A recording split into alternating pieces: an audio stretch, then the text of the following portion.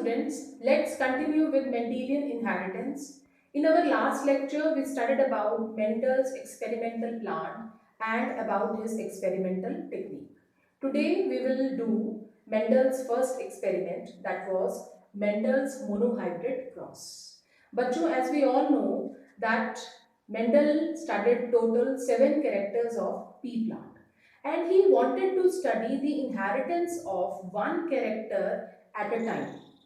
So monohybrid cross means when the inheritance of single character is studied at a time, that is known as monohybrid cross. जब एक character के inheritance को एक time पे study किया जा रहा है तो उसको हम क्या कहते हैं? मोनोहाइब्रिड क्रॉस कहते हैं। मेंडल ने मोनोहाइब्रिड क्रॉस में किस कैरेक्टर के इनहेरिटेंस को स्टडी किया? Height character. हमें पता है हाइट कैरेक्टर के दो वेरिएंट्स हैं, एक है टॉल और एक है dwarf.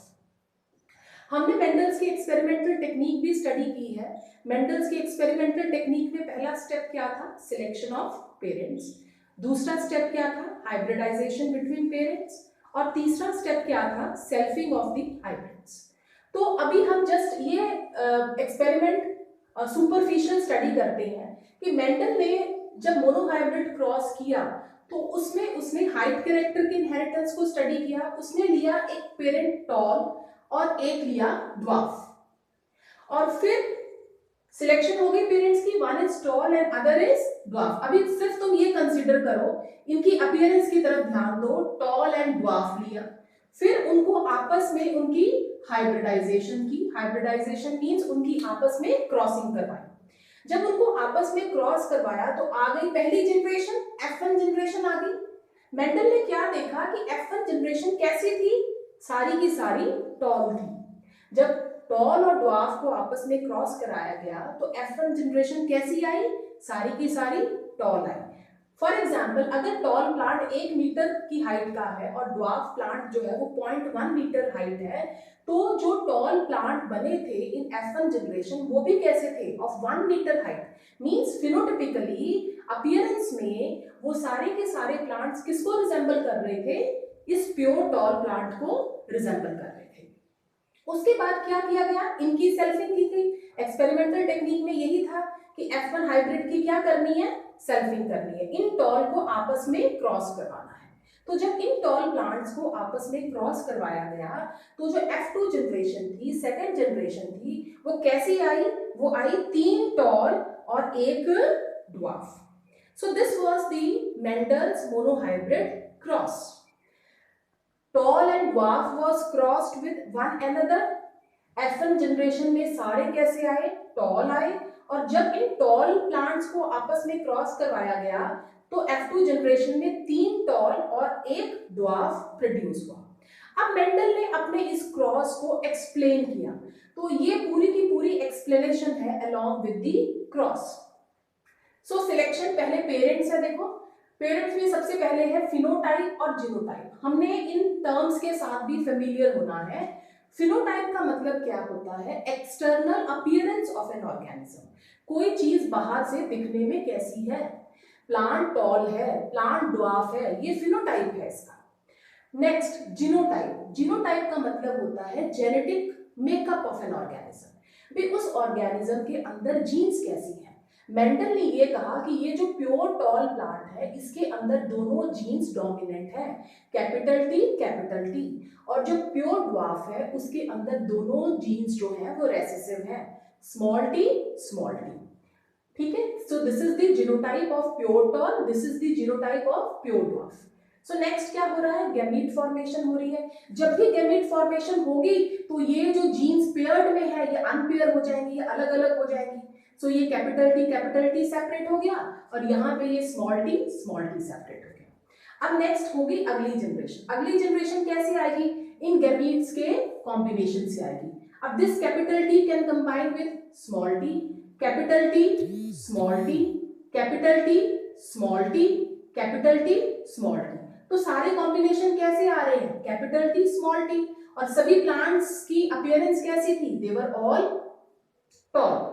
Next F1 cross. F1 cross का मतलब कि ये जो F1 हाइब्रिड्स आए हैं इनकी सेल्फिंग होगी। Selfing means capital T small T को कैपिटल टी स्मॉल टी के साथ क्रॉस करवाया जाएगा। So we are doing selfing here.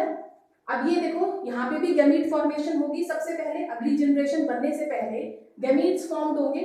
So capital T separate हो गया, स्मॉल टी सेपरेट हो गया, capital T separate, small T separate. अब इनके कॉम्बिनेशंस होंगे। ये कैपिटल टी इस कैपिटल टी के साथ कंबाइन करेगा, this capital T with this small T, this small T with this capital T and this small T with this small T. तो ये देखो कॉम्बिनेशंस आ गए। अब इन कॉम्बिनेशंस में ये प्लांट कैसा है, टॉल, बिकॉज पेरेंट भी क्या था, टॉल था। ये प्लांट कैसा आया, टॉल आया, लाइक F1 हाइब्रिड। ये प्लांट कैसा आया, tall, and this plant was dwarf like the parent. तो Mendel, this was the F2 generation. F2 generation में 3 प्लांट्स आए थे टॉल और एक प्लांट आया ड्वार्फ। अब मेंडल ने इनकी फिनोटिपिक और जीनोटिपिक रेशियो को एक्सप्लेन किया। Phenotypic ratio means tall plants कितने हैं और ड्वार्फ कितने हैं। सो टॉल कितने हैं, 1 2 3, 3 टॉल है और एक प्लांट क्या है, ड्वार्फ है। तो फिनोटिपिक रेशियो क्या है, 3:1। Next genotypic ratio. Genotypic ratio मतलब जीनोटाइप्स कैसे आए हैं। जीनोटाइप्स 3 टाइप के आए हैं। एक कैपिटल टी है F2 जनरेशन का, और एक आया है कैपिटल टी स्मॉल टी, और एक कॉम्बिनेशन ऐसा है स्मॉल टी स्मॉल टी।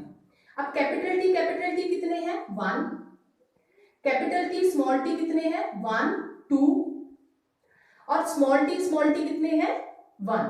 तो जीनोटिपिक रेशियो क्या है, 1:2:1। So this was Mendel's genotypic ratio.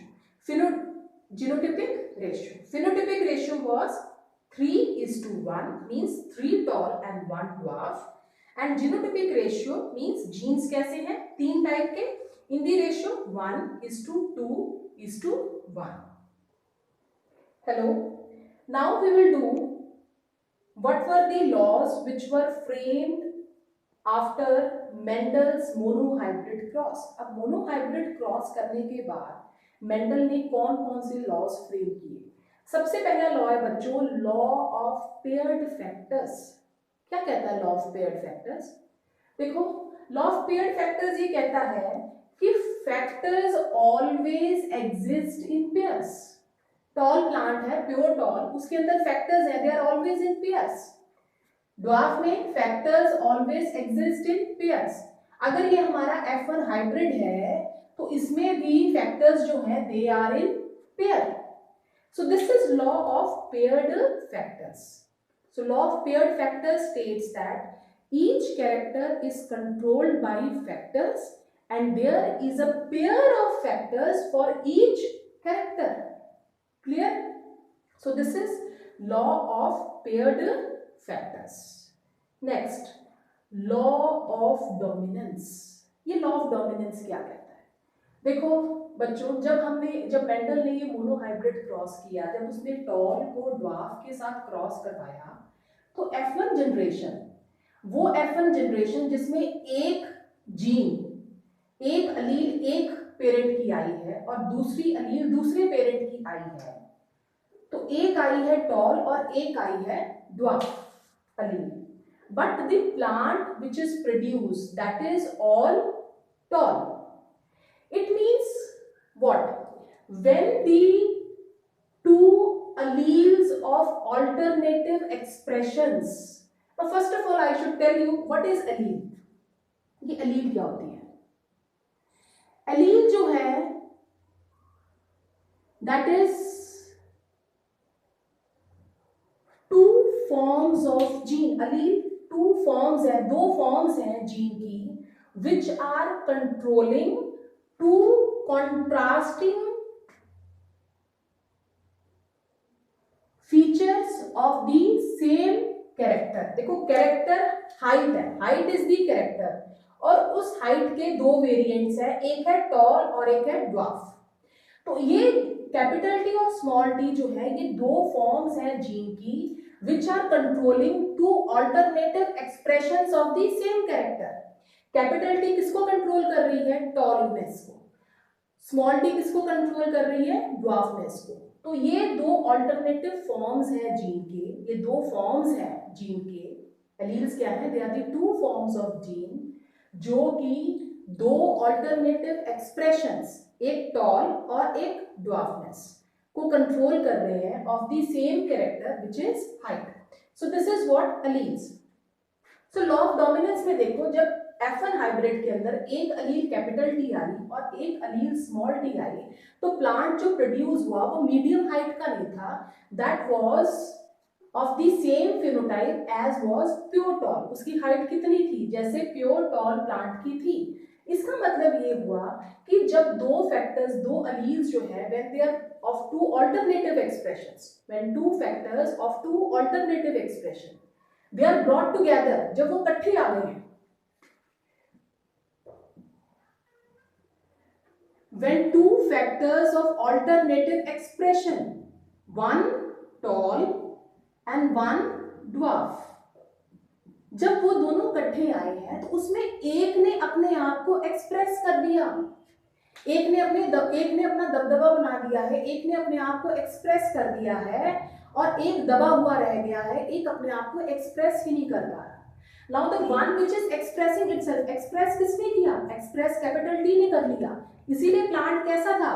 Plant ना मीडियम हाइट का था ना ड्वार्फ था। प्लांट कैसा था? Plant was tall. It means capital T it has expressed itself, और स्मॉल टी जो है it has not expressed itself.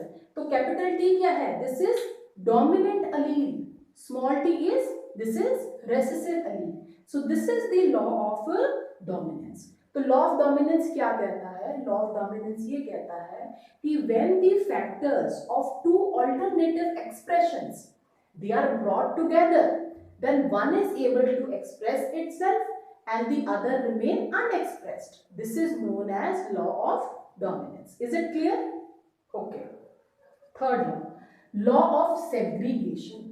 Segregation का मतलब क्या होता है? सेपरेट हो जाना, सेग्रीगेट हो जाना। देखो कहाँ पे सेग्रीगेशन हो रही है?